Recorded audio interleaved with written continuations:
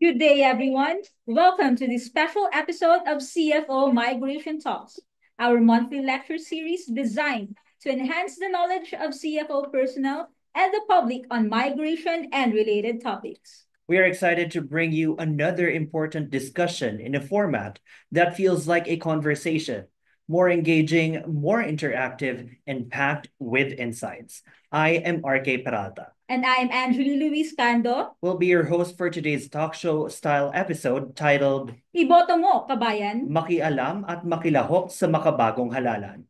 In this afternoon's online lecture, we'll delve into the intricacies and frequently asked questions about overseas voting and the ongoing internet voting systems for overseas Filipinos.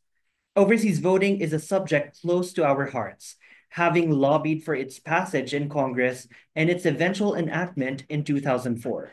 We also regularly host COMELEC's mobile registration centers in our office for several months in order to register our immigrants as voters. This is part of the CFO's continuous efforts to provide updated knowledge on migration trends, challenges, and policy opportunities. And more importantly, to create a platform that fosters meaningful dialogue with the Filipino diaspora. To officially open our event, we now invite the Undersecretary of the Commission on Filipinos Overseas, Attorney Maria Arlene S. Borja, to give the opening remarks. She is live via Zoom. Good afternoon, Attorney Arlene. Hi, good afternoon. Magandang hapon po sa inyong lahat and a warm welcome to each and every one of you to another insightful session of CFO Migration Talks. As we continue to navigate a rapidly changing world, it becomes increasingly important to ensure that our overseas Filipinos are not left behind in the democratic process. Though they may be miles away from our shores, their voices carry weight, their choices help shape our shared future, and their hopes for the nation are just as vital as those of every Filipino here at home. In this light, today's session, Iboto Mo Kabayan, Makialam at Makilahok sa Makabagong Halalan, could not be more timely. It calls us to explore the evolving landscape of overseas voting and the digital transformation of our electoral process, and how these shifts are redefining the political participation of Filipinos around the globe. This is not merely a technical conversation. It is a conversation about representation, inclusion, and national progress.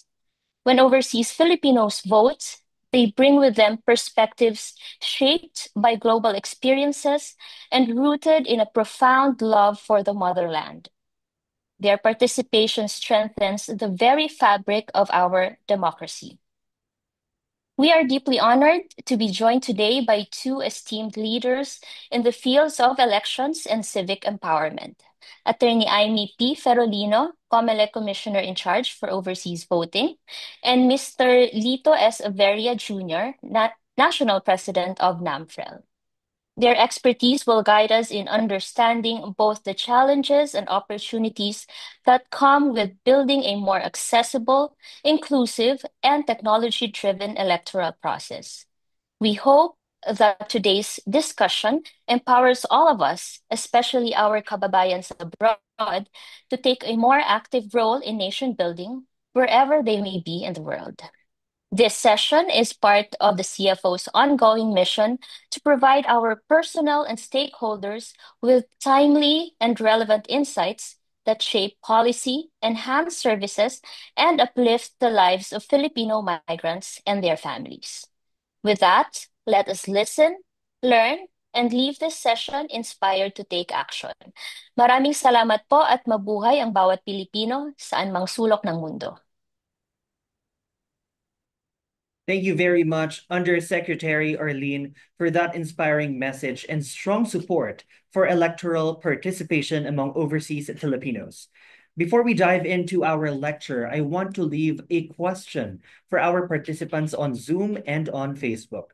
The question is, in your opinion, why do you think overseas voting is an important issue today? Wow, seems like our participants are ready for our lecture this afternoon, RK. Seems right, Anjali. So let's begin the program. Joining us today are two election experts from two esteemed organizations who have been at the forefront of promoting transparent, accessible, and inclusive elections, not only for Filipinos here in the country, but most importantly, for our kababayans abroad. That's right, RK. They will guide us through the intricacies of overseas voting and the internet elections for our fellow Filipinos overseas. Besides that, their organizations are instrumental in ensuring that our votes matter. All right, so our first guest is the current spokesperson of the Commission on Elections, or COMELEC, and the COMELEC Education and Information Department Director. Let us all welcome Attorney John Rex Laudianco. Good afternoon, Attorney, and welcome to CFO Migration Talks. Good afternoon, Sir RK, Ma'am Angeli, and our regards to you, Sir Carlene, and of course, Secretary and Chairperson Klinga. Our next guest is a seasoned information and communications practitioner expert in cybersecurity, cybercrime, and data protection matters. President of the Philippine Computer Emergency Response Team and the National Chairperson of the National Citizens Movement for Free Elections, or NAMFREL, Mr. Lito Averia Jr. Welcome, Sir Lito. Thank you very much, Arlene. Thank you very much, RK. And thank you very much also to Chairman Klinka. Let's begin with the basics. I've seen in the news that overseas voting already started last Sunday, April 13. Is that right, Attorney? Tama po, April 13 at 8 a.m. at the local time. So, the first region that voted was Wellington, under the Wellington Philippine Embassy in New Zealand. That's 8 a.m. local time, but it's 4 a.m. Philippine Standard Time. But what exactly is overseas voting, and who can vote from abroad, Attorney? Okay, so para po siguro ma-encapsulate natin na maayos. It's brought about by Republic Act 9189 and further enhanced by Republic Act 10590. Simply put, all Filipino citizens return the right to vote. And kailangan lang po na manatili po silang rehistrado Pilipino dito sa ating database ng COMELEC, and para po makagamit nga nitong ating bagong sistema for the 93 Philippine embassies and consulates, they'll still use the internet. Out of the 93 Philippine embassies and consulates, 77 out of that will now be using internet voting, o yung formally tinatawag po natin ng online voting and counting system. Dahil po dun sa mga bansa kung saan nandun yung 77 po na embassies and consulates, pwede pinahintulutan ng kanilang internet voting. How about the remaining 16 na mga embassies and consulates na karamihan nandun po sa China, sa Russia, Timor-Leste, Myanmar, Lebanon, Egypt, Syria, and Turkey. Yan po sa mga bansa po na yan, meron kasing internet restriction. So mananatili po ang pagboto dyan, yung traditional na nandoon sa ating batas, postal voting na pinadadala ang balota sa residence ng ating mga kababayan, ibabalik, postage paid sa embassies at consulates, or yung malalapit naman po sa embassies at consulates, nandoon ang ating automated counting machine, personal, in-person voting po ang gagamitin natin sa atin. So question for both Attorney Laudianco and Sir Lito. So how is overseas voting actually conducted, and what common challenges do overseas voters face? Let's start with you, Sir Lito. Well, what we used to have was voting also using the machines, the voting machines that we had 2010 until the last elections, 2022. Then there's the other mode of voting, postal voting, where COMELEC sends the ballots to the voters, and then the voters mail them back to the respective consulates and embassies where they are. Okay. This time, the other mode is, we'll still use the voting machines. Now it's dubbed the automated counting machines. Right? They can go to the consulates where the use of the internet is restricted. Okay? But the other 77 posts can use the internet. So our voters there, our citizens there, can use the internet voting. All right. How about you, sir? Sir, one thing that we could highlight about the overseas voting in the Philippines, isa po ang Pilipinas sa pioneer sa overseas voting. Alam natin maraming bansa na yung mga citizens nila nakakalat din sa buong mundo, but most of these countries, they do not afford the privilege or the right to vote. Pero tayo po, kahit saan man nandun ng Pilipino, basta magagawa natin ng paraan, kaya nga po nabanggit ni Sir Lito, padala ang balota, papuntahin sa embahada at konsulada. At ngayon nga po, the internet voting will be available to most of the Filipinos abroad. Ang hinihiling lang po natin, una, manatiling rehistradong botante. Ikalawa, sa gagamit ng internet voting, kailangan po ma-enroll sa sistema. It's as simple as that. Attorney Lejuanco, I want to circle back on the question earlier. What common challenges do overseas voters face now that we are a pioneer in terms of overseas voting? Okay, siguro to put everything in perspective, 2022 national and local elections, we have more than 1.6 million registered overseas voters. Out of that 1.6 million registered voters, only 38.8% turned out to vote. Yung po yung magkasama na combination of the postal voting na gaya nga po na napanggit Sir dito, pinadala ang balota sa residents. They simply have to accomplish that ballots at the convenience of their homes, send it back through the post office. Libre po ito, postage paid, binayaran na po ni COMELEC lahat at yung balota ay pupunta sa embahada at konsulada. Pero ang nakakalungkot nga po, on the postal voting, almost 90% of the ballots didn't get sent. Hindi po bumalik balota. Doon naman po dun sa ating mga mas marami po yung pumunta in person sa embahada at konsulado, bumoto, pero pag sinuma natin sila, nasa 600,000 plus. So that's 38.8%, 600,000 plus ang ginastos po ng COMELEC para maisagawa ng bagay na to, 470 million pesos. When we delved into the problem, yun po ang nagiging problema. It's either tinatamad, wala nang oras, nalalayuan sa embahada at konsulada. So, kailangan umisip ng paraan para mas gawing convenient, makaboto, mataas ang voter turnout, and at the same time, mapababa po natin ang cost ng election. So, my question to for both of you, Attorney and Sir Lito, in response to these challenges, what initiatives or innovations have the COMELEC and NAMFEL introduced para masigurado po natin yung higher turnout and participation of our overseas voters? The kind permission of Sir Lito, siguro po mauna na ako. That is the very reason why COMELEC initiated this internet voting. Kasi yun nga po nakita natin, masyadong inconvenient para sa mga kababayan natin. It's either they lose interest, they lack time, or they lack the resources to go.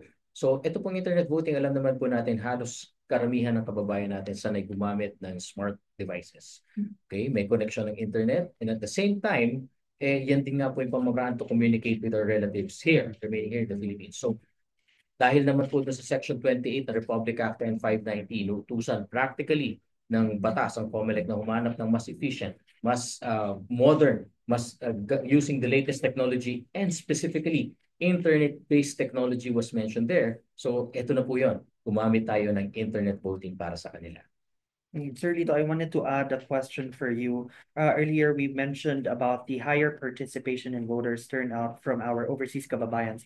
Can you tell us more about the role of NAMFREL in this specific area? Well, primarily use of voter education, the overseas voters. We've had several roundtable discussions, for example, with our stakeholders, the migrants, the seamen. So we've had several discussions also to just spread the word, on what the COMELEC is doing in terms of voting overseas. Sadly, the challenge is again, I think only very few are able to get the information. There's very little dissemination of information going, especially those outside of the country already. Like I mentioned earlier, we conducted yung mga RTD through their associations. Pero paglabas ng bansa, yung information, that's where the challenge is. The other challenge is, for example, for the mariners, the people at sea, that's another concern that they have. Would internet be, for example, available by out at sea? That's right.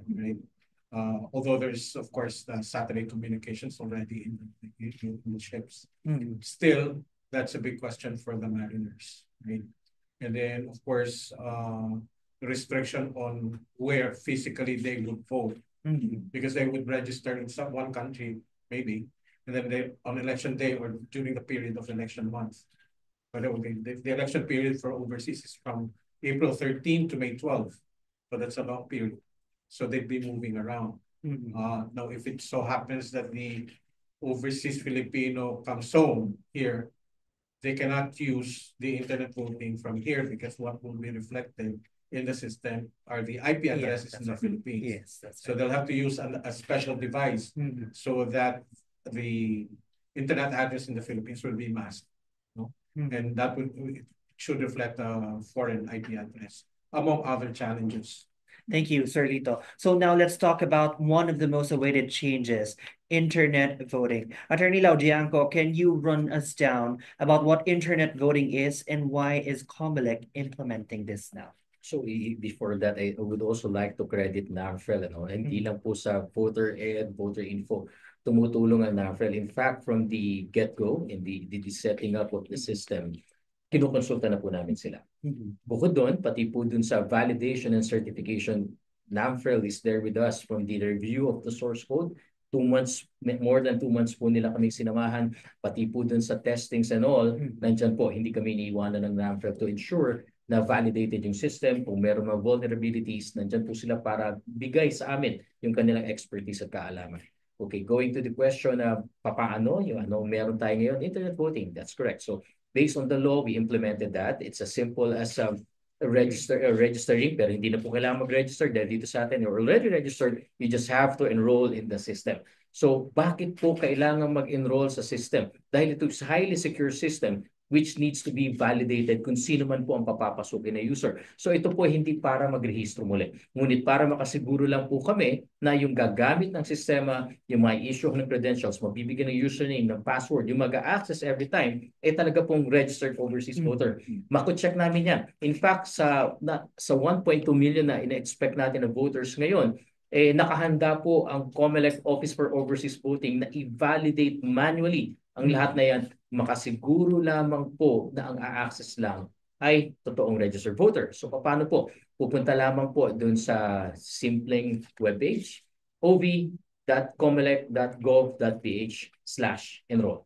So you have to go there, ready yourself, kasi kukunan po kayo ng litrato, magsiselfie kayo doon. Pareho lang po kung paano tayo nagre-register sa online platforms, sa banking platforms.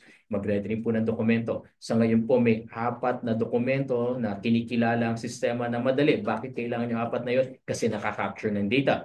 First is your passport. Standard na po kasi passport. So madali, pag nakita ng sistema na extract na yung mga data, minimize na po ang pag-encode at pag-input natin. Ikalawa, yung pong inyong Siemens book. So kinikilala rin po ng sistema yan. Ikatlo po yung UMID ID natin. Ika-4, yung po para sa mga abogado, yung pong IPP ID. So isang question, bakit yung PhilSys ID, bakit yung ibang IDs na government issued ay hindi na isama? Simple lang din po ang paliwanag. Napakaraming variations. Like the PRC ID, hindi po standardized ang ID ng PRC. Ito po iba-iba yung profession mo, iba-iba yung categorization mo, hindi nagkakapare-pareho. Okay. Isa pa, yung po ating PhilSys ID, hindi po lahat kasi may ID card. At meron po mga kakulangan na information na kailangan makuha ng sistema na wala dun sa PhilSys ID. Medyo limited po kasi yun dahil iba yung intention. So in the meantime na ito po yung ating sistema na pinapilot, nananatili po din sa 4. Second, pagkuha po, kailangan po kasi malitratuhan kayo nang sa gayon ma-validate namin yung features ninyo pareho. Yung documents, makita natin lalabas. Pagkatapos po nun, yung pong data na yan. Data, na-enroll na namin kay system. Kilala na namin kayo. Validated na kayo. Every time mag-access po kayo ng sistema, key in your username, key in your password, and then the one-time PIN, yung two-factor authentication will kick in. Alam na natin yung sanay na tayo. And then you proceed to the voting. Nung bago po mag-April 13, may test voting ngayon, na simula na po ng botohan, you can go directly to vote. I'm just curious, Attorney. Have other countries successfully implemented this internet voting? And what are the advantages and risks associated with it? Yes, isa po sa requirements natin every time magpo-procure yung COMELEC is that the system has to be tried and tested in other jurisdictions, at least 2. Yun nga yung requirement natin. So ito po, merong European countries na nagsubok na nito at successfully done with internet voting. Meron sa Canada, meron sa Australia. So yan po yung naging basehan. And in fact, yung ating provider po ngayon, they were the ones who conducted the internet voting there. So nung nasubok na po natin, the system has to be customized for Philippine elections. Medyo kakaiba po kasi ang election sa Pilipinas. Sila po kasi direkta, kung sino na-elect, that's it. Dito sa atin, ladderized, may canvassing pa. Yung boto sa baba, akyat dahil mayroong botong kasama dito na dapat masuma kasama ng papataas na halalan, mga posisyon. So ganun po yung sistema natin dito. And hindi naman po tayo umasa doon sa wares na binibenta lamang. Kumbaga, ibig sabihin, ito yung gusto namin minimum, ito mag-shoot no. COMELEC has customized the terms of reference. Pareho rin po ng ginawa natin sa automated counting machine. Nandun po sila Sir Lito na nag-conduct po ang COMELEC sometime in 2023, sir, no? Ng National Election Summit, kung saan inimbitahan po natin ang election system providers. Kinuha natin yung mga best features, kinuha natin yung best practices, pinagsama-sama natin sa isang terms of reference, at yun ang nilabas natin for procurement. Just an additional question for Sir Lito. Right now that the implementation of internet voting system is already being rolled out, what are the advantages and risks associated with it from the perspective of NAM-FREDI? Well, advantages would be yung boto ka doon sa lugar. Like sa bahay, halimbawa. Yung risks also, of course, always there's risk. Anything that's connected to the internet, it's vulnerable to attacks. Pero siniguro naman ng providers, siniguro din ng COMELEC na yung security mechanisms are in place. Pero balikan ko din lang nga yung sa enrollment halimbawa. Nabanggit kasi ni Atty. Laujanco yung multi-factor authentication. Napaka-technical niya. Diba?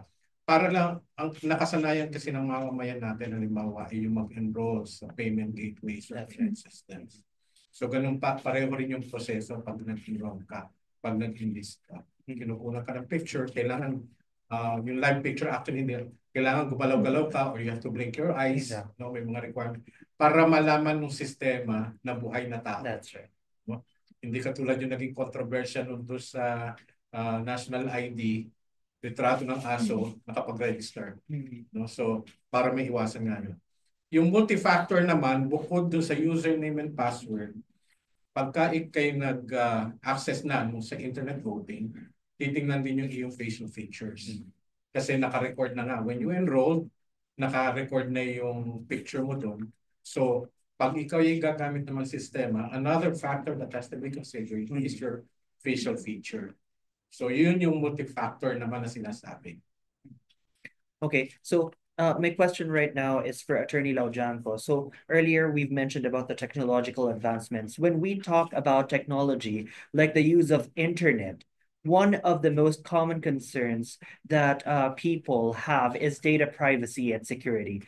My question to you, Attorney Laujanco, is how is voter privacy protected in this system? And how do we make sure that the identity of the voter is secure? Okay, so not only data privacy, not only the identity, but the votes themselves. Kailangan po protektahan natin yan. Kaya nga po, isa sa standard na ginamit natin dito sa services ito, si Amazon Web Services. Alam naman po natin sa industry, this is AWS is gold standard for security. Kaya yun po yung require natin dyan at makakasiguro po tayo na yung data na na-collect namin is proportionate, it's legal, it's actually the only ones necessary for you to access the system. Ikalawa, yung disposal niyan. I-assure po namin kayo na magko-comply ang COMELEC sa pag-dispose ng hindi na kinakailangan na personal information in accordance with the Data Privacy Act of 2012. Balikan ko lang uli yung nabanggit po ni Sir Lito, no? Alam niyo po talagang meron talagang risk. So COMELEC weighed the risk and over the advantages. Kaya nga nasabi namin, very convenient. Home, sasakyan, sa trabaho mo, using not just a single device. By the way, the system was specifically designed to be a web-based format. Hindi po yung dina-download sa phone or sa tablet na pag na-download natin doon, it's limited to that device. Pag nawala, pag nasira, ang hirap mag-recover. Di ba po? Kailangan register pa. But this time, you can enroll using your laptops. You want to test vote? Gamit po yung tablet. Pero nung boboto ka na, gusto mo dun sa cellphone mo. Pwede. You can go across the platform. So sinadya po yan. Isa pa, yung advantage talaga po is aside from the cost, yung speed. Tandaan po natin na nangyayari noon, hihintayin natin maibalik ng post office nila yung balota. Pagkatapos po noon, iipunin. Pag natapos yung period ng halalan, magba-batch feed. Hindi nga po nakikita ng mga kababayan natin yung balota nila. Ang magba-batch feed po ay yung mismo mga special electoral boards. Pangalawa, yung pagdadala natin nun, how trustworthy yung postal services, lalo na dun sa mga bansa na alam naman natin hindi kasing advanced ng mga ibang bansa. So, yan yung mga risks, yung advantages, winay po ng COMELEC lahat yan at nakita namin talaga, we think that internet voting is the solution to all of this. Yes, there are risks to the internet. Tama po, Sir Lito, an expert in IT talaga na meron talagang risk. But if we could avail of ourselves the highest security technology available, coupled with a, kumbaga po, a security mindset sa ating gagamit, pagsamahin po natin yan. I think, and alam naman po natin, the security experts will attest that is one of the most secure systems that COMELEC would have available. Thank you, Attorney Laujanco. Same question right now for Sir Lito. In what measures can we ensure that our data is protected? Well, kung nabanggit yung Data Privacy Act, the law requires several measures should be taken. It's organizational, physical, and technical measures. So organizational, ibig sabihin may mga rules yan na dapat masunod. Under the law na may tatlong prinsipyo yan under the Data Privacy Act, which is transparency, legitimacy, and proportionality. Proportionality meaning ang kokolektahin lamang na datos dun sa ating mamamayan ay yung nararapat lamang para sila ay makaboto. No? Legitimate purpose, nasa batas naman yung legitimacy, no? Yung purpose niya, backed up by tapos yung transparency, no? Dapat inilalahad kung paano nga yung sistema, ano yung mangyayari kapag ikay nag-rehistro. So those are the three principles under the Data Privacy Act. Pagdating nga dun sa protection and security measures, organizational measures, physical measures, and technical measures, well-defined din naman yan. So organizational, of course, ano papatakbo ang commission together for the overseas voting, that's together with the DFA. And then the physical measures, syempre protektado naman yung mga makina. And then doon sa end ng voters naman, no, ng overseas voters natin, sinabi nga ni Attorney Laujanco, yung mga electronic devices nila, syempre dapat nasa pangangalaga nila yan. No? And then of course, yun nga, yung technical measures, among others, kailangan meron silang credentials to get into the system. Tapos may mga, on the back end, ito yung tinatawag natin back end, pagka nakapag-enroll na kasi, pinapadala na yan sa ibang makina yung datos, no? Pati yung mga boto, pinapadala rin yan sa ibang makina. Dapat nandun yung security measures and how to protect yung identity ng mga voters as well as yung ballots nila. Thank you, Prudence. No, Sir Nito. It's interesting no to know, sabi nga nabanggit kanina ni Attorney Laudianco that this internet voting is the first sa Pilipinas. So, I think one of the most concerns po ngayon with the internet voting is, for example, sa Filipino people, is the Philippines really ready for the internet voting? So how can we assure the Filipino voters, especially the overseas Filipino voters, that the Philippines is really ready for this kind of voting system? I think the statistics would prove na ready na talaga ang Pilipino. Before all of this, I was actually saying na 8 out of 11 Filipinos is on Facebook. Nung dumating si Meta, kausap namin sila last week, I was corrected. It's 90 million Filipinos out of 110 million Filipinos nasa Facebook na. So ganun po ang presence natin online. Kung ganyan po tayo ang presence natin online na talagang hanggang sa dulo ng bayan natin ay kaya mag-voice out ng kanyang opinion, kaya mag-access, mag-comment, mag-upload and all. And I think ready na po tayo dito. Kaya nga po nung ni-roll out natin ito, pagdating po dun sa kaya ba o hindi, wala naman po yatang tumutol. Pero ang primary talaga naging concern dito, yung security and how to go about the procedures in enrolling. Kaya dun po nag-focus ang COMELEC. Paano padaliin yung sistema na makapag-enroll ka? Paano itaas yung antas ng security? Nang sa gayon, maramdaman ng ating mga kababayan, safe akong bumoto dito, mabibilang ang boto ko. And lastly, para po sa ating mga kababayan, lalong-lalo na nasa abroad, na dinesign ang sistema para sa kanila, the primary means now of communicating with their families back here in the Philippines, alam naman po natin, sa pamamagitan talaga ng internet. So yun po talaga yung naging catalyst why COMELEC chose to venture and explore the use of internet-based technology in voting. Okay, thank you so much for that, Attorney Laujanco. Right now, I just have a very quick question about the registration of overseas voters. What happens if a registered overseas voter fails to enroll for internet voting? Is their right to vote compromised? Yes, you will not be able to vote using the OVCS or the online voting and counting system. Why? Because you have not been engaged in the system. Kailangan po kasing mapaload ka sistema. Kailangan masiguro namin na ikaw talaga yung botante. It's the same, actually, it's the same procedures that we do sa traditional mode of voting. Pagpunta mo sa presinto, i-verify namin, ikaw ba talaga yan? titignan ng nasa listahan o ikaw ba'y nasa litrato. Yung papadalan nga po ng balota na nandun sa lumang batas, mas risky. Bakit? Ang alam lang ng COMELEC address. Papadala ang balota sa bahay, hindi namin alam kung sino tatanggap. At lalong hindi namin alam kung sino mag-a-accomplish ng balota.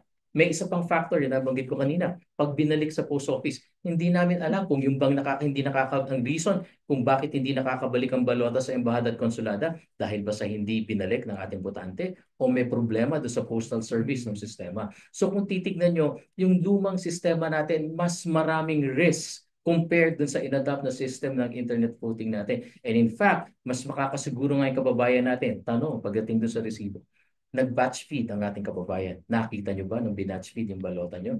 Nakita nyo ba nung na-print yung ating election returns?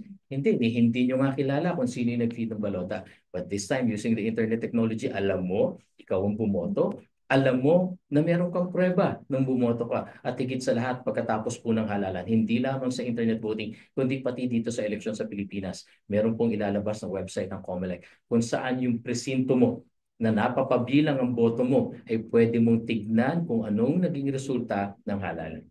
Thank you for that, no, Attorney.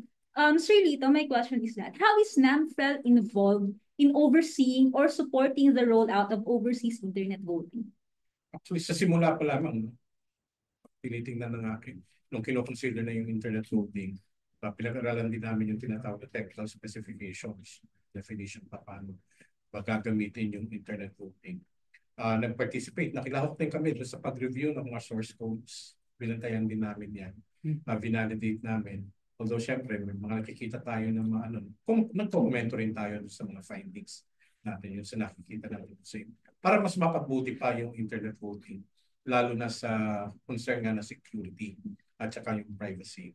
So, tapos yun nga, sa pag-rollout and implementation, sa parte ng NAMFEL, nagbibigay din kami ng information doon sa mga internet voting, kung kailan siya mangyayari, kailan yung period ng registration, kailan yung period ng enrollment. Enrollment period nga pala hanggang May 7. May 7. May 7. So, hindi pa tumitigil yung enrollment. So, pwede pa mag-enroll. For as long as you are a registered voter back home, kung saan ka nakarehistro dito sa atin. Yun lang naman ang condition ng enrollment. Tapos, yung araw nga ng pagboto, nagsimula ng linggo, April 13, that will last until May 12, I think 7 p.m. local time. Philippine Standard Time. Thank you so much, Mr. Averia and Attorney Laujanco. We'll be back after this short break. This is the Commission on Filipinos Overseas Migration Talks live in Quezon City.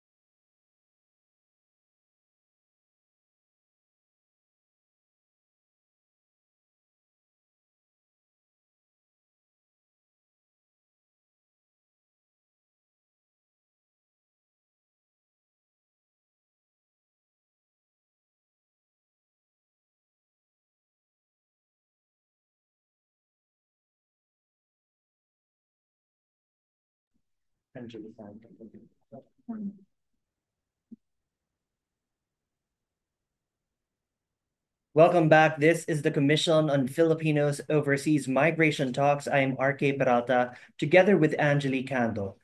Right now, let's shift to the importance of participation. Why does the vote of an overseas Filipino matter? Let's start with our NAMFREL president, Sir Lito. Well, essentially still, the right to vote is enshrined in our Constitution. Isang karapatan yan na nasasabi ng batas natin. It's up to us to participate. Although we would want as much as possible the Filipinos to participate sa elections natin. So that's really the basic thing there. It's a right that we have to exercise because it's our chance to pick the leaders in government and those people who will run the government. Attorney Lau Jiangco. Napakaganda na po ng sinabi ni Sir Lito. Siguro konting pagdadagdag lang, that is your voice in the government. Kasama ka po itong pakikibahagi mo, pinakamalaking pakikibahagi mo sa pamahalaan para sabihin sino ba yung gusto nating mamuno sa atin, sino ba yung magtatahak ng direksyon ng bansa natin. Higit sa lahat, sana pahalagahan natin yung boto po natin hindi lang para sa ngayon. Ang boto po natin para sa mga susunod na henerasyon dahil yung magaganap at mga mangyayari sa ngayon, magdidikta kung ano mga pwede nating mangyari at maganap sa mga susunod. At higit sa lahat, sabi nga po namin, kung hindi ka nakibahagi sa halalan at may mga na-elect na mga opisyal, paano mo sasabihin ngayon na ikaw ay maniningil? Paano mo sila kakasibuhin? Hindi ka naman sumali.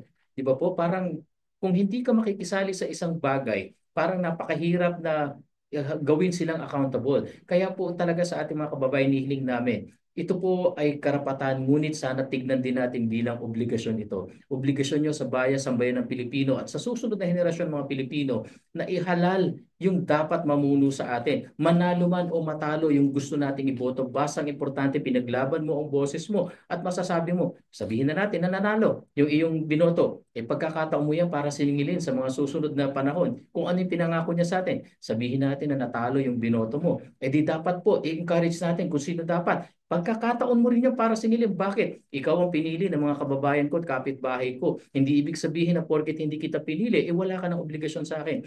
Lahat tayo ay may karapatan, lahat tayo ay may boses at dapat po i-follow through natin ito sa halalan. Thank you po na Attorney and Sir Lito. Actually, RK, very nice yung sinabi sa atin ni na Sir Lito and Attorney. As Filipinos, yung vote ay hindi lamang siya simple na pagboto lang ng mga tao, pag-pick ng mga boto, but it is very important for us to participate and exercise that right because una, it is our right, it is our pag-register ng ating boses at participation natin sa governance in the Philippines. And that at obligation natin ito, right and obligation natin as Filipino citizens and part of the democracy. Siguro po kung ako'y papahintulutan nyo, ilang minuto ng pagdadagdag. Alam niyo, bago po nagkaroon ng boses ang Pilipino sa pagboto ng panahon na sinakop tayo ng Kastila, ang daming Pilipino namatay, paglaban na magkaboses tayo. Dumating ang Amerikano, dumating Hapon, nawalan tayo ng boses. Ngayon po, nasa atin ang boses. Papabayaan pa natin. Hindi na po yan. Lumabas tayo ng bansa natin. Napakaraming bansa po na yung mga mamamayan nila hindi nakakaboto. Wala nga po silang karapatan magsalita sa pamahalaan nila precisely because walang accountability. Yung mga leader nila, bakit? Hindi naman sila binoto Dito po sa atin yung boto mo ang magiging paraan para i-hold accountable ang ating mga elected leaders. Tigit sa lahat po, dapat po talaga ipaglaban natin yan. Binigyan ka ng ating konstitusyon ng kapangyarihang mamili. Ipaglaban mo yan. Karapatan mo na yan. Thank you very much po, Attorney. I agree with all those that you shared with us today. My question po, Attorney. Can a Filipino who has acquired foreign citizenship still vote for these elections po? Dalawa pong bagay. Una sa lahat, yung pagiging dual citizen ay hindi naman po inherently evil ang pinagbabawal sa ating batas. Dahil meron po talaga mga Pilipino na dahil dun sa bansa na kung saan sila pinanganak na tuturing silang citizen ng bansa na yon. Ngunit dito sa atin, dahil by blood, ang pagturing sa atin, basta ang nanay tatay mo Pilipino, saan ka man pinanganak, Pilipino ka. Yan po ang kagandahan sa Pilipinas, nananatili ang pagiging citizen. At pag nananatili kang isang Pilipino, ang karapatan mo para bumoto ay nananatili dyan. Kaya po sana yung mga kababayan natin, Bihira lang po may bansang ganito na binibigyan ka ng pagkakataong bumoto saan ka man naroroon kahit pa dual ang citizenship mo. Huwag po nating baliwalain ito. Yung ibang bansa po talaga nangangarap sila. Gustong-gusto nila makaboto. Hindi nila masingil yung kanilang mga pinuno dahil wala silang participation. Bakit sila naluklog doon? Kaya po sana pakaisipin natin ito. Milyong Pilipinong namatay makaboto na tayo. Huwag po nating baliwalain. Thank you so much, Attorney Laudianco. Right now, we are down to our last question before we proceed to open the floor for question and answer portion for our Zoom participants. What tips do you have for overseas Filipinos to become informed voters, and how can they participate in the electoral process beyond just casting their vote? Let's start with you, Attorney Laudianco. Siguro po, I'll waive my right to start for Sir Lito. All right, Sir Lito. Well, marami na tayong pamamaraan para makapangalap ng impormasyon tungkol sa ating halalan. Ang Pinoy kasi, kung titingnan nyo yung statistics, ilang oras ba ang ginagamit, ginugugol natin sa internet, sa mga social media platforms. So isang pamamaraan yan para makapangalap ang Pilipino ng impormasyon. Pumunta lamang sa website, halimbawa ng COMELEC, sa website ng NAFRED. Ang NAFRED po meron ding iba-ibang social media platforms. So pwede rin saliksikin niya. Doon naman sa pamamaraan, paano sila maka-participate o paano nila magagawa, lagi po namin sinasabi na ang pagtakbo ng mga kandidato sa isang halalan ay parang paghahanap ng trabaho yan. Sipin natin as na mamamayan na tayo yung employer, tayo yung mamimili sa kanila. Ngayon, kailangan alamin natin ano ba yung trabaho ng isang posisyon tinatakbuhan. Ano ba yung trabaho ni Mayor, ano yung trabaho ni Vice Mayor, ano ang trabaho ng sanggunian, yung mga miyembro ng sanggunian. Kasi siyempre may mga skills and qualifications na naaangkop dyan. Kailangan alamin ng mamamayan natin yung trabaho. Kailangan humanap tayo ng kandidato na angkop dun sa trabaho. Ganon din naman tayo pagka naghanap ng trabaho. No? Nagsusumiti tayo halimbawa ng resume, ng background natin, yung experience natin. At doon binabase ng employer kung sino yung mapipili nila doon sa trabaho na hinahanap nila. So, isang pamamaraan yan ng ating mamamayan na kilatisin mabuti yung mga kandidato. Nakakalungkot man sabihin na tila yung ating pangangampanya, halimbawa, yung parang entertainment. No? Yung ating mga botante ina-entertain sa pagsayaw o pagkanta ng mga kandidato. Sana lumayo na tayo doon. Kailangan ipakita ano talaga ng mga kandidato yung kanilang kakayahan doon sa posisyon na kanilang tinatakbuhan. And that's wisdom speaking po. I know. Kaya po talaga sabi ko sa inyo sa bagay na paunahin ko, Sir Lito. Dagdagan ko lang po sa kabilang side, dahil nga po, tama yun. Dapat, alam niyo po, sa dinami-dami ng buhay ng Pilipino, sanay po tayo na tayo yung kumikilos. At siguro dahil nga po bukod sa pagiging karapatan, isipin natin obligasyon. Hindi po dapat ang Pilipino naghihintay. Ilan ba dapat ang iboto ko? Sino ba dapat ang iboboto ko? Kailan ba ang halalan? Kailan ba ako pwedeng bumoto? Hindi ba po dapat tayo yung actively gumagawa ng paraan para po malaman natin ang mga bagay na ito. Hindi ko po sinasabing walang obligasyon ng COMELEC at ang pamahalaan ay parating impormasyon. Ang sinasabi ko lang po, it goes both ways. Kahit anong ingay po ng COMELEC, kung hindi ka naman makikinig, wala rin pong kapupuntahan. Kung sa kabalang banda naman po, kahit ano naman pong pananaliksik ng ating mga kababayan, kung wala naman pong impormasyon na nanggagaling sa amin, wala rin pong kapupuntahan. So it goes both ways. Magtulungan po tayo. At kaya nga po na nasabi ni Sir Lito, ang impormasyon nandiyan na. Ang kagandahan po ng mga henerasyon na nabubuhay ngayon, napakandali hanapin ang impormasyon. Nasa internet. May website po ang NAMFEL, may website ang COMELEC, and practically those are the two most trusted resources available to all of us. Puntahan niyo po. Nandun yung mga resolution, nandun yung mga steps, nandun ang lahat ng sinasabi po namin. Pero kailangan po kasi magsaliksik din tayo. Kahit ano turo po namin na ito yung mga eleksyon natin, kung hindi mo naman po bibigyan ng pagkakataon sarili mo na alamin, mangyayari po niya, wala ring magiging saysayang lahat nito. So sana po bilang karapatan, itisipin natin ang obligasyon, gumawa tayo ng paraan, malaman natin. Isa pa, pagdating sa mga kandidato, tama po yung sinabi ni Sir Lito and I couldn't agree more. Qualification, nandiyan yan sa batas natin 5 lang. Age, citizenship, residency, being a registered voter, literacy. paano na kung ang tinatakbuhan may pagiging senador? Marunong ba ng parliamentary rules? Meron man lang ba siyang ginawa para matutunan niya yung trabaho ng pinapasukan niya? Kasi dapat po ikinakapacitate din niya ang sarili niya. O sabihin na natin, napakagaling na tao, taas ang pinag-aralan. Halos lahat ng kinakailangan nasa kanya na.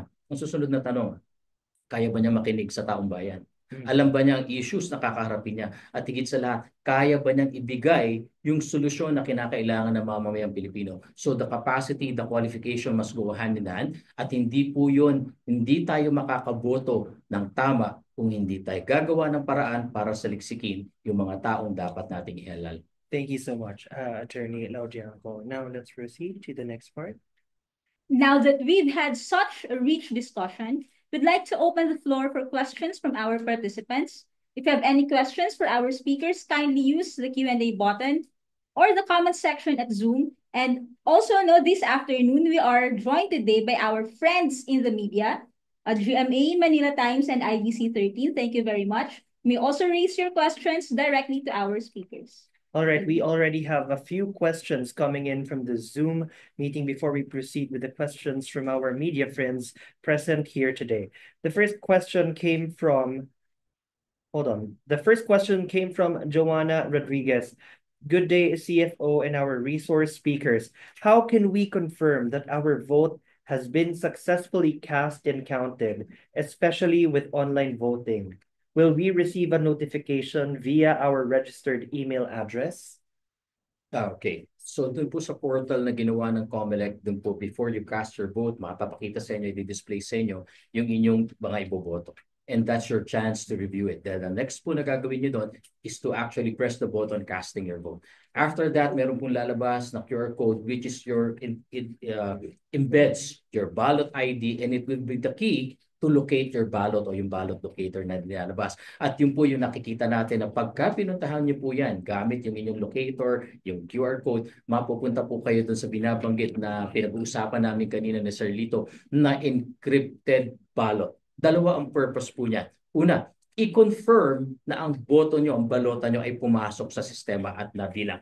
Ikalawa, yung pong encrypted ballot na yan na may makikita kayong pangalan ng mga kandidato, ang katutak ng mga letra at numero, yan po ang permanenteng record ng inyong balota. Yan po ang gagamitin ng COMELEC. Una, para sa mga embahada at konsulada, iimprenta ang balota kung kinakailangan para mabilang. Ikalawa, dun sa random manual audit na isasagawa. Yan din po ang pamamaraan para mahugot, makuha sa sistema ang balota ng bawat Pilipino dahil sa pagkakataon pong yun. Hindi makina ang pagbibilangin ng COMELEC. Tao ang bibilang sa balota. Para saan? Maikumpara natin, yung pagkakabilang ba ng sistema o ng makina tumutumpak doon sa election returns na inilabas nila? Nagtutugma ba ang suma? Yan ang pamamaraan para sa audit at transparency po natin. So ang sagot, yung pong makikita ninyo na encrypted na napakaraming pangalan at letra.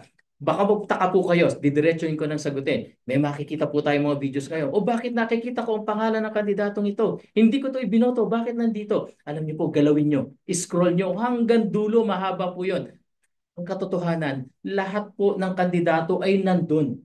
Makikita ninyo. Hindi po yung pinili niyo lang, hindi yung binoto niyo lang. Lahat sila. Bakit? Yung po actually ang disenyo ng balota na na-convert sa encryption. Hindi na po natin makikita dahil hindi yung po yung mata po natin yan eh. Pero pag makina at sistema po ang bumasa ng encrypted na codes na yan, yung balota niyo po ang katumbas. Isa pa, bakit po kailangan magkaroon ng encryption? Ayaw po ng COMELEC na magamit yung pinaka-resibo mo na yan bilang patunay sa vote buying. Wala pong pinagkaiba yan kung bakit bumuboto tayo sa Pilipinas. Yung resibo, pagkatapos nun, iiwan mo at hindi mo dadalhin sa labas. Otherwise, may gagawa po ng sistema using another device, papakita o para mabayaran po kayo, kailangan pakita mo sa akin yung prueba, yung resibo na ikaw ay bumoto sa akin. So it's a compromise between security and assuring the public that your vote has indeed been cast and your votes has been counted properly. Okay. Thank you, Attorney Laudianco. We have a lot of questions coming in from the live from Facebook. Can we proceed to the next question? One question is from New York. She's watching from New York. Her name's Roselle. So her question is, aside from voting, how else can overseas Filipinos contribute to electoral reforms and good governance in the Philippines? Let wisdom speak again for Ayan. Sir Lito. Actually, they can actually, our citizens, the voters abroad, can also monitor what is happening in our electoral process. Okay? Pwede silang mag-contribute dun sa electoral reforms kung paano natin mapapagbuti pa ang ating halalan, yung ating proseso ng ating halalan. Ang itinutulak nga ng NAFREL ay, isa sa tinutulak ng NAFREL ay yung transparency. No? Dahil magmula nung ating inautomate ang ating halalan, hindi na nga nakikita kung paano binibilang yung boto. Dahil sa loob ng makina nangyayari yung bilangan. Pero dahil sa kakulitan ng NAFREL, halimbawa, may mga reforma na in-implement na ang COMELEC. So ganun din ang ating mamamayan, ating mga botante abroad. No? Kung susuriin nilang mabuti yung ating mga proseso, maaari silang makapag-identify kung ano yung kailangan baguhin. In terms of good governance, ang trabaho ng NAFREL hindi na nagtatapos din sa halalan. Nagbabantay din tayo ng performance ng ating mga opisyal sa gobyerno. Katulad yan, nabanggit ni Attorney Laudianco kanina, paano mo sisingilin yung mga nanalo? Sa mga... So, meron kami, nagtatala kami halimbawa ng mga pangako ng mga kandidato. Kung sino yung manalo, susundan namin. No? Tapos yung aming observers on the ground, tinitingnan yung performance din. Ganun din ang pwedeng gawin ng ating mga botante abroad. Yung mga pinili nila, panoorin nila, bantayan nila kung paano sila mag-perform sa bawat antas sa gobyerno. Sa abroad lang, yun nga, ang binaboboto lang nila kasi yung national candidates sa darating halalan, senators and party list. No? So mga legislators. So ang kailangan nilang bantayan yung performance ng mga legislators na pinili nila kung sakaling maluklok sa susunod na kongreso. All right, so we have the next question po coming in from our live on Facebook. Ang question po niya is, nasaan po yung resibo namin sa binoto namin kahapon? Yun po ang concern ko. Paano ko po malalaman sa online na ang 10 ko pong binoto ay walang dagdag at walang bawas? Overseas Filipino po ako sa Dubai, done online voting. Salamat po. Naunawaan po namin yung concern na yan. Kaya nga lang po, gaya ng naipaliwanag natin kanina, mismo minabuti ng COMELEC na magkaroon kayo ng encrypted image ng balot ninyo kesa yung mismong balota ang makita nyo kung saan nagpapakita nung lahat ng inyong binotohan na maaring maggamit ng may masamang intensyon para sa vote buying. Ayaw po namin yan dahil primary risk, ang risk nga po natin dyan, data privacy and security. Kaya sa pamamagitan ng encrypted ballot nyo, pag natanggap nyo po yan, yan ang magpapatunay na pumasok na po sa sistema ang inyong boto na nabilang yan. At wag po kayong mag-alala. Hindi po hihinto ang COMELEC para patunayan sa inyo na tama ang pagbilang yan. Dahil pati po ang mga boto nyo ay bibilangin ng tama sa balot doon sa ating embada at konsulado. At sabi nga po namin, capable ang sistema na i-imprenta ang inyong balota mula sa inyong digital ballot. At ikalawa, yung sabi sa paulit-ulit na sinasabi po namin yung random manual audit. I-disregard yung mga electronic transmissions, i-disregard yung electronic o digital ERs dahil babalik po tayo sa mano-manong bilangan. Requirement po yan ng batas, hindi lamang invento ng COMELEC. Tama po kayo, talaga sasabihin natin, bakit sa Pilipinas merong resibo? May pamamaraan po kasi para bantayan. Bakit? Pag umarap ka sa makina, yung screen, pag nilabas ang iyong balota, walang iba nakakakita. Hindi magagamit sa vote buying. Ang resibo, pag nalumabas sa makina, titignan mo pagkatapos maibabalik mo sa receptacle. Hindi papayagan lumabas. Ang problema po natin, inherent risk sa ating online voting. Pag lumabas na yung actual na balota, walang makapipigil sa ating mga kababayan at doon sa mananamantala, kumuha ng ibang device. I-require ko kayo i-document nyo, i-picture nyo, i-live nyo na binotohan nyo ko. Yan po ang napakahirap. Mababaliwala yung advantages at security na inilatag natin sa internet voting kung dahil lang sa isang bagay na yan ay mako-compromise ang sistema. Kaya po hinihiling namin ang pangunawa ninyo, hindi nyo maaring makita, ngunit makakaasa kayo. Sabi nga po namin, panghawakan nyo yan, yung digital na encryption ng balota ninyo. Dahil yan ang prueba nyo pagdating sa huli na yung balota nyo ay nandyan at nabilang ng tama ang inyong boto. Thank you so much, Attorney. We have a question. We have another question from Facebook po. Ito marami pong questions na sinesend yung ating mga netizens live on Facebook. So ito po, from Grayshell, specifically for Sir Lito po ng NAMFREL ang kanyang question. How does NAMFREL conduct citizen oversight in overseas electoral processes, especially with online voting? Nasimulan nga yan, nung pinaghahandaan ng ating Commission on Elections, yung uh, overseas voting and counting system. So, kailangan talaga mabantayan natin yung proseso. Hindi lang naman NAFREL na nagbabantay diyan. May mga iba pang civil society organizations na nagbabantay din sa paghahanda ng COMELEC pagdating doon sa internet voting. Sa paghalalan, minomonitor din namin ano ba nangyayari dyan. So, nagtatanong, ilan na ba yung nag-enroll? Ilan na ba yung nakaboto? Yung mga ganun na tinitingnan namin, binabantayan. Bagamat hindi namin talaga makikita yung mga ballots, yung mga boto ng tao. Pero magpa-participate din kami doon sa tinatawag na random manual audit ng overseas voting and counting system. So titingnan din namin yan kung paano na itala naman ng overseas counting and voting and counting system yung mga boto ng ating mga botante abroad. Maidagdag ko lang din po bilang pagdadagdag kumpiyansa sa ating mga mamamayan. Meron pong inilatag ang COMELEC na tinatawag natin na election verifier system. Ito po ay talagang ni-require ng COMELEC kung saan pagkatapos ng halalan. Ito ang sistema ng itong mga balota, ito ang resulta ng halalan. Isasagawa po, ito po ay labas doon sa online voting and counting system. Iraran po ng election verifier system yung pagbilang doon sa actual na balota at titignan niya kung magtutugma doon sa mga resulta na nailabas. And in fact, nung gaya po ng ating nabanggit ko po kanina, pagkatapos ng test voting sa harapan po ng DICT, ng DOST, nagkataon lang po yata na hindi available si Sir Lito noon, but nandun ang PPCRB, dalawang tech representatives nila. Niran po namin yung ating election verifier system at pinatunayan ng independent election verifier system na lahat ng na-test votes ay nagtugma doon sa lumabas na resulta ng boto. Gagawin po natin yan pagkatapos ng halalan. At bibigay po natin sa ating NAMFREL yung pagkakataon na i-run yung bagay na yan. At sila po yung papabayaan natin sila ng sa gayon. Meron po kayong tagabantay kasama po ang NAMFREL na nagbabantay ng integridad ng inyong pagboto. Thank you so much, Attorney and Sir Lito. We now open the floor to our media friends for those who have questions. Kindly raise your hand if you have a question. We have Ms. Bernadette from the Manila Times. Ms. Bernadette. Sir, good afternoon po. Walang pong tanilin si Attorney Raul Blanco. Sir, na-anticipate po ba na pwedeng screenshot ng mga overseas Filipino workers natin kanilang boto at i-share nila sa social media?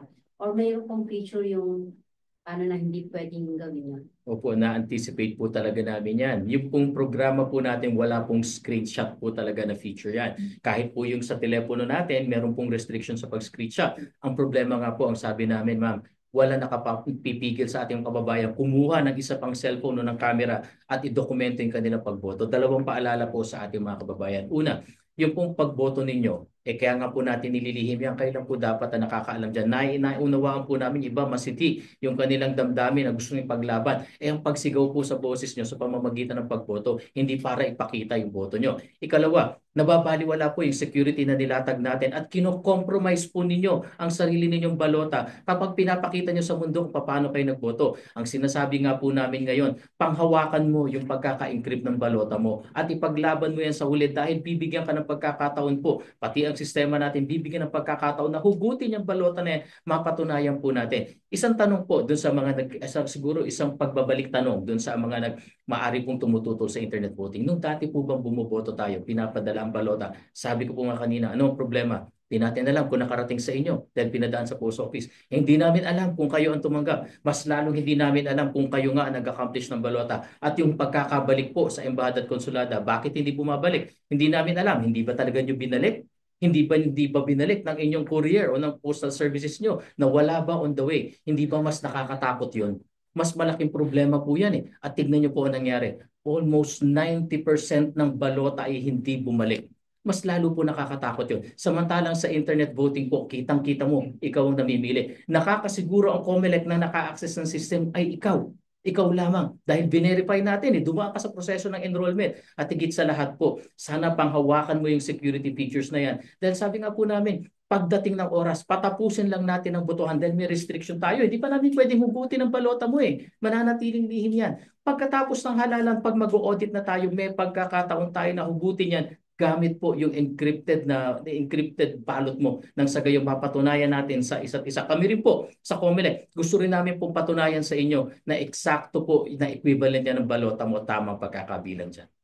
Thank you so much, Attorney. Do we have any more questions from our media friends? Yes, sir. Sir, sorry, I just wanted to clarify, regarding po doon sa manual random audit, paano nyo po gagawin yun given na online po gagawin yung pagboto? Naku, napakagandang tanong po. Bagamat online po to, sir, may requirement po kasi ng auditability transparency sistema.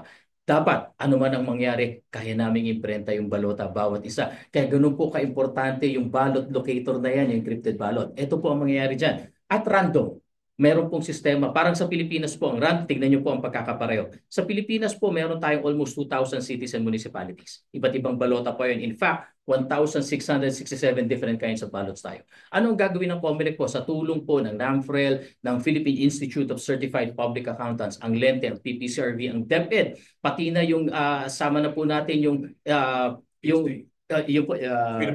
Philippine Statistics Authority. Nag-develop po sila ng sistema kung saan makakapamili at random. Pero practically mako-cover po lahat. Anong ginagawa dito? Kinukuha ang ballot box, dadalhin sa Maynila, bubuksan in the presence of watcher. Mano-manong bibilangin po yung balota, titignan yung pagkakashade at ikukumpara dun sa resulta na natransmit.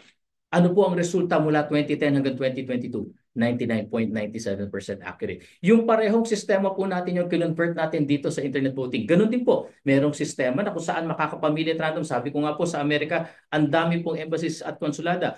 Merong New York, may Washington, San Francisco, Honolulu, Hawaii. Makakapamili po at random dyan. Lahat ng balota po na pumasok sa sistema ng Honolulu, kung Honolulu man na napili, ikukunin po yun. Iimprenta ang balota dito sa Pilipinas at pagkatapos po ng bibilangin ding mano-mano at i-compare. So yun po yung pamamaraan natin ng random manual audit. Thank you so much. We have a follow-up question from Ms. Bernadette. Yes. Bagong tanong po. Sir, as part of the government's efforts to promote transparency in our electoral process, we're inviting foreign observers. Bukas po may darating o nakarating na po yung EU mission, mag-72 daw po sila. Meron pa po bang iba tayong na-invite like sa US or Canada? Meron pa po bang mga foreign teams na darating? Naku, napakarami po. Yun nga po yung naging topic ng meeting namin sa interagency coordinating meeting kaninang umaga kasama ang ating security agencies at iba pa. Dahil napakarami pong interesado. Bukod po dun sa EU na nauna na 70 plus, ibinabalita ko po sa inyo may 400 plus po na parating. Ganun po sila ka-interesado. Bakit? Dalawang bagay po ang tinitignan nila. Yung renewed efforts po ng COMELEC sa transparency at yung mga bagong pinatutupad sa halalan. Pangalawa, ito po, kahapon, ka-meeting ko lang din ng EU. Isa pong tinatanong nila, paano ang engagement namin sa stakeholders? Paano engagement namin sa citizens arms? Paano engagement namin sa media? Medyo namamangha po sila doon sa mga kaganapan ngayon. At actually, inamin nga po nung kausap ko kahapon, hindi lang po observation, it's actually benchmarking na ginagawa po nila. Nagbe-benchmark sila ng best practices po natin. Siguro, ito rin po yung dahilan bakit sa dalawang napakalaking organizations ng election management bodies, pahintulutan nyo na po ako magmalaki ng konti, yung pong Association of Asian Election Authorities, composed of 50 plus election management bodies, yung mga COMELEC ng iba't ibang bansa. Ikalawa, Association of Asian World Election Bodies, collection of around 30 plus. Alam niyo po ba, ang susunod na chairperson by 2026, nung dalawang organizations na to, Pilipinas po. Sa kauna-unahang pagkakataon po, naiboto po tayo na mamumuno doon sa dalawa. First time po na nangyari yan. Meron pa pong first. Alam niyo po, doon sa mga election, hindi naman po contest, kundi sa mga dalawang samahan na yan, lagi pong na-awardan ng COMELEC. Consistent na po. Pinakahuli ay naganap sa Colombia po ba, sir? No? Sa Colombia, yung pong election innovation, election ergonomy, 4 na awards po. At ang Electoral Commission of the Year po ay COMELEC. 2 taon po, actually 3 taon po makasunod na na-awardan ng COMELEC from 2022, 2023 hanggang sa 2025. Ito po yung nais nating patunayan sa mundo. Ang Pilipinas hindi man napakayamang bansa. Sabihin na natin, maraming kaguluhan, maraming problema. Pero pagdating po sa halalan, Bilang patunay na buhay ang demokrasya sa atin, bukas po, open lahat, binabash ang COMELEC and all. Pero yan po ay talagang mga kasama sa isang demokrasya. Mapatunayan lang natin, gumagana pong sistema dito sa Pilipinas, makakaboto ka. At ito ang ina-assure ng COMELEC. Pag bumoto ka sa Pilipinas, ginagarantiya namin, mabibilang ang boto mo. Yeah. Thank you so much to everyone who sent in their questions and to our media friends who asked our resource speakers today. And to our speakers, of course, for their thoughtful answers. Today's migration talks has been nothing short of enlightening. We've learned that overseas voting is more than a process. It's a right that connects Filipinos abroad to the nation's future. Actually, RK, na hindi lang siya right. And according nga po kina Sir Lito at Attorney Laudianco, it's a right and an obligation of the Filipinos to really vote. That's right, Angeli. We've also learned about the ongoing efforts of COMELEC to modernize our voting systems and NAMFIL's tireless work in safeguarding electoral integrity and empowering citizens. That's right, RK. Sa ating mga kababayan sa ibayong dagat, huwag po nating kalimutang lumahok ngayong halalan. Whether manual or online, your participation shapes our democracy. Before we formally end our session, let us present our token and certificate of appreciation to our esteemed resource persons. May we also invite our dear Secretary Dante Klink and the second to award the certificates to our speakers. Thank you, Attorney. Sir. Helps.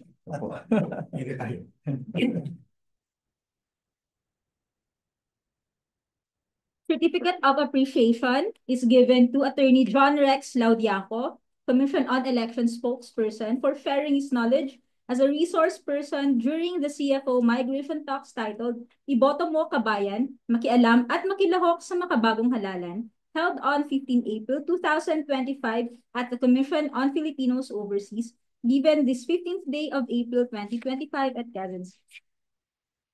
Same certificate is also given to Mr. Angelito S. Averia Jr. of NAMFED. Thank you. And some focus on. Thank you so much po, sir. Okay. Maraming salamat. Okay, of course, kami papasalamat. All right.